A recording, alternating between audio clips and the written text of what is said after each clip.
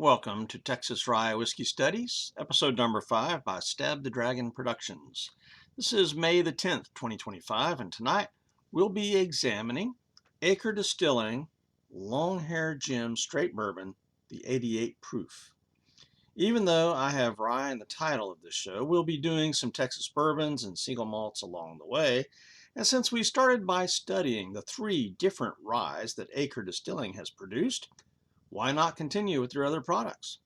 Their bourbon comes in 3 proofs, 88 here, 100 and 114. Just the facts. This 88 proof straight bourbon comes in a 750 milliliter bottle for around $40. Total Wine did not list it, but it is available at Goody Goody and Specs, and of course the distillery here in Fort Worth. My score for this whiskey was an 83, letter grade for drinkability, a B+. My recommendation: this bourbon is a great introduction to Texas whiskeys, as it is 88 proof, which is not a scary proof. It's exceptionally smooth, very little of that bourbon burn or harshness that's common with bourbons, and it's a very light on the Texas funk kind of a whiskey. Easy sipping, great for cocktails. This is a very good example of what a craft distillery in Texas can do. First, the details. History. Acre Distilling is named for that part of Fort Worth in which the distillery stands, Hell's Half Acre. Many towns in the Old West had a red light district, and several of them were actually nicknamed Hell's Half Acre, so it wasn't unique to Fort Worth. But the one in Fort Worth was typical for the Old West. Fort Worth had been founded on a bluff overlooking the Trinity River in 1849 by Major Ripley Arnold of Company F, 2nd United States Dragoons. Dragoons, I love the sound of that. He named it for Major General William Jenkins Worth, commander of the Department of Texas, who had actually just died, and that's why Major Arnold named it for him. Fort Worth, then, was part of a string of Army forts established after the conclusion of the United States-Mexican War. In 1876, the Texas Pacific Railway was extended into Fort Worth, which stimulated a lot of growth, particularly in the cattle industry. Armour and Swift built meatpacking plants, and the Fort Worth stockyards north of downtown would hold up to 80,000 head of cattle. The famous Chisholm Trail passed through Fort Worth, and with all those cowboys in town, a place was needed for them to let off steam, spend their money, and prepare for the long cattle drive to Kansas. So Hell's Half Acre was formed. Dance halls, saloons, brothels, gambling halls, and cheap hotels clustered around together in this 2-acre neighborhood. The area brought in a lot of money to Fort Worth, but problems came as well. Do tell. The whiskey I am drinking tonight is a straight bourbon distilled at the Texas craft distillery of Acre Distilling, and it is represented by the name, or it's called by the name Longhair Gem. And that's named for Marshal Jim Courtright, who was killed in a shootout on the street. Hell's Half Acre hosted many famous names from the Old West days, including Bat Masterson, Doc Holliday, Wyatt Earp and his brothers, and there were some famous criminals who stayed here, like Butch Cassidy and the Sundance Kid. The rest of the Wild Bunch gang stayed there in Fort Worth for a while, and they kind of used Fort Worth as a safe place to come after making their raids and bank robberies elsewhere. They took a group photo of the Wild Bunch, and the photography was a new thing back then, and so the photographer was right proud of his work, and he posted it very publicly at his photo shop, and that led to the Pinkerton detectives catching on that this is where the Butch Cassidy and Sundance Wild Bunch was staying. So the Schwartz Brothers Photography Studio was what led to the pursuit, tracking them down all the way to South America. To this day, downtown Fort Worth has Sundance Square, named for, of course, the Sundance Kid. Hell's Half Acre came to an end due to three forces teaming up together. At the start of World War I, the U.S. Army established Camp Bowie west of downtown, which is my neighborhood. And in 1917, they were training up men for the First World War, and they didn't want all the problems of Hell's Half Acre.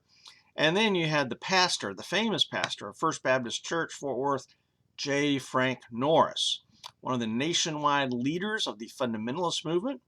And he was also one of the first guys to preach the gospel on radio. And he put incredible pressure on businessmen who were the secret owners of the dens of iniquity in Hell's Half Acre. And then you also had, in 1919, the passing of the Prohibition Amendment, the 18th Amendment to the U.S. Constitution, which forbade the manufacture sale of alcohol in most cases. So those three factors all combined together to shut down Hell's Half Acre. Acre Distillery began in 2015 when Tony Formby, a former majority owner of Rar & Sons Brewery here in Fort Worth, left Rar and left brewing beer to start distilling spirits. And he took with him a couple of employees, J.B. Flowers and Brad Bourbons, also from Rar, and together they started distilling gin and vodka, rum, liqueurs, bourbon, and single malts and rye. A few months ago, I did a couple of reviews of Oak and Eden whiskeys, and Bourbon and Rar was one of those reviews. I chose that whiskey because it had staves in there that were aged in Rar & Sons beer. So I'm a big fan of Rar beer as well. So that's how Acre got its start. So for the history of this whiskey, I'm going to say 5 points out of 5. The bottle, label, and marketing. This 750 milliliter bottle, complete with a rubber stopper, is really pretty nice and classy. I like the artwork on there. Picture of Jim Courtwright right there. I don't know if you can see that very well or not. But I've seen a couple of their whiskeys for sale in stores, obviously. But here you've got on this label, you've got a lot of clarity because it includes the mash bill on the bottle and on the website as well. But I've not seen any other advertising for this, other than being in a couple of stores and the website. I've not seen or heard any advertising for this. But I think the bottle and label are nice and attractive. So 4 out of 5 points. The appearance of this whiskey. In the bottle, you can see that it's a medium color.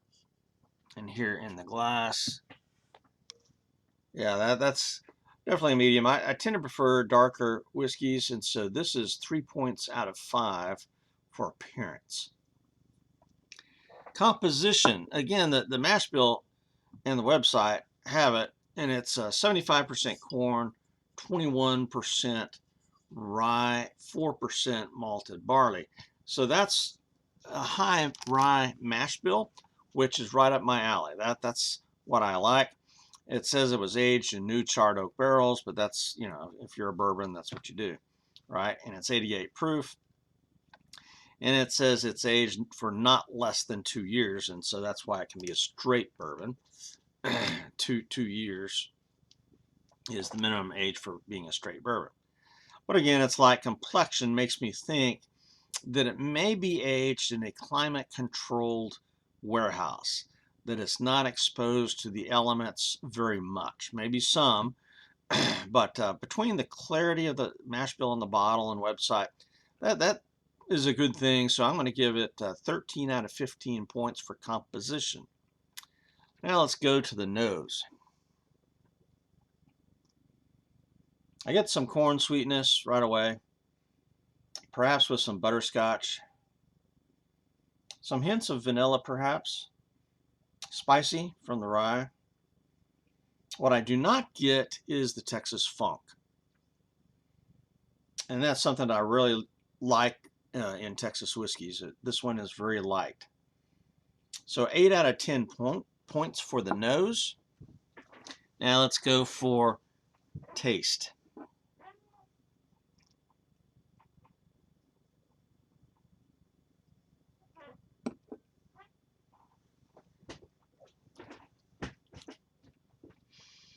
And it tastes like a high rye bourbon.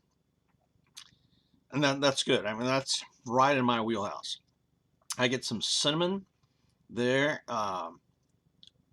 the butterscotch and corn notes, I think. I am disappointed in the almost total lack of Texas funk. It's got just a little bit, barely. In other words, I think if you compared this with a Kentucky bourbon, something like maybe Evan Williams or Elijah Craig, I think you would see a little bit of difference. Like there's something in this Texas bourbon that's not in the others. And so, but it's very, very light.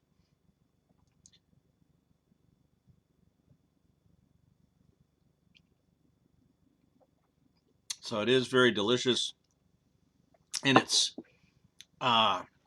definitely, I would compare it favorably to Kentucky bourbons.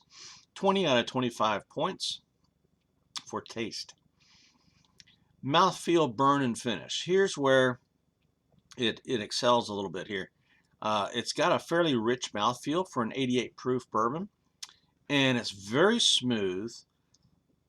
The low, it's kind of a low burn. It's not harsh. Bourbons frequently get criticized because there's this harsh element to bourbons. This, I think, is very smooth, easy sipping. I don't really get that harshness. You know, there is a burn, a little bit of a burn, and it kind of depends on how I swallow that. In my first sip, I did get some sinus burn, but the rest of it, there's no Kentucky hug or Texas hug, as the case may be.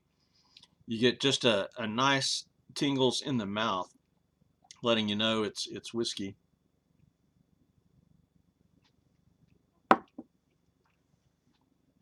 But really, this is so smooth. I mean, the word smooth is overused in the whiskey world for sure. But what I mean by that is the harsh element is gone, and there's not much burn. So I think this is an excellent beginner whiskey, perhaps. It's gentle and smooth. It's in some ways maybe similar to blended Scotch. It's so smooth, even though it's an 88 proof. There's no bad ethanol flavor coming in anywhere. So I'm going to say 13 out of 15 points for the mouthfeel, burn, and finish. Neat or mixer. Now the other day I tried this in the ginger ale and it worked beautifully. It was fantastic with a ginger ale and ice. But as a sipper, this is so easygoing. This is an excellent daily drinker. So as a neat or mixer, I'm going to say 5 out of 5 points. Price, value, and availability. $39 at the distillery in Fort Worth, $39.99 at Specs, and $41.99 at Goody Goody. Total Wine did not list it. I thought that was odd. As a craft whiskey, the price is higher for what you get, and the availability may be lower if you're going to compare craft whiskeys to, say, the big names of Kentucky bourbons. So price, value, and availability, though, I'm going to list it as 8 points out of 10. I think the $39 to $42 is about right for this. And, you know, yeah, you can get Evan Williams for half this, but I think I would rate this over Evan Williams. I mean, if you want an excellent Texas craft whiskey, this would be a choice, a good choice. So price, value, and availability, 8 points. Bonus points, 5 out of 5, because this distillery is 12 minutes from my house. I've been there quite a bit, and I've had a lot of their whiskeys, and I really enjoy them. So 5 bonus points, giving me a total score of 83 and a letter grade of B+. Now, I had reviewed this whiskey about 2.5, 3 years ago, and I gave it a higher score then, an 86 and an A minus, and so it has dropped a little bit. Uh, I've got to ask why. Why did I rate it a little bit lower this time? I really think that I've got more experience in drinking Texas bourbons now, and so many of the Texas bourbons have got the Texas funk, and I just love that. And so this one uh, doesn't have that, so it kind of dropped a little bit for me. Now, my recommendation, again, this whiskey is very good, and if you're in the Fort Worth area, I highly recommend visiting the Acre Distillery and picking up a bottle, as well as a drink at their bar. Of course, this is available in liquor stores in Texas as well. And at 88 proof, this is exceptionally smooth. If you're a bit leery of the Texas funk, if you've heard of that, this one has such a light dose of it that I think you'll be fine. And for that reason, I think this is an excellent introduction to Texas whiskeys. This is great neat or as a cocktail, and it would be again, just a wonderful whiskey for somebody who may be a little bit proof sensitive, or if you're leery of Texas funk. I rated this bourbon, again, just a little bit lower this time, but you know what? When I did this before, I hadn't had the 100 proof edition of this, let alone the 114 proof. I now have those, and so those will follow up this review. And I think what happened is I got so used to the 100 proof and the 114 proof that now the 88 proof just doesn't quite measure up. So I think that's part of why my score came down just a little bit lower. But again, if I was to compare this with Kentucky bourbons, I think I'm just a Texas whiskey fan. And so this will rate higher. And I need to do that. I need to do a head-to-head competition like this one with Evan Williams or Elijah Craig or Jim Beam. So I need to try that. All right. Well, this is Stab the Dragon out here.